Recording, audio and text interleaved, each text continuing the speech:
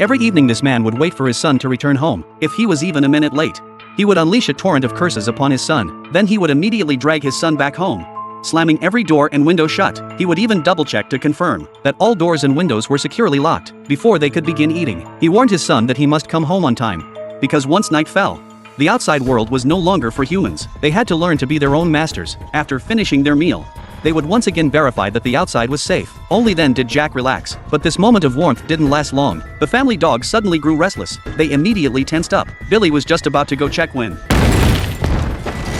Jack rushed to brace the front door. Fortunately, after a while, whatever was outside seemed to give up. The family breathed a sigh of relief. Billy blamed his younger brother for not helping, but John hadn't been idle. He'd recorded the number of times the door was slammed. The first strike was light, a test. The second aimed to break through. The final blow, just one, was clearly a futile rage. The next day, Jack inspected the gate and found it badly damaged. He took his son to chop down a tree for repairs, but he discovered John, though idle, had cobbled together a car. Living in the apocalypse, his son's knowledge couldn't start it. Jack merely swapped out a part and breathed new life into the vehicle. Not only did he impress his son, but he also recognized John's genius. He immediately took them to learn how to drive. John mastered driving in no time, so Jack sent them to the coast to salvage supplies, while he stayed behind to repair the house. Billy, however, was deeply reluctant. He had somewhere he wanted to go, so he got out midway, leaving John to salvage alone. They agreed to meet at the crossroads before dark. Before long, Billy arrived at a nearby farm, having often helped out.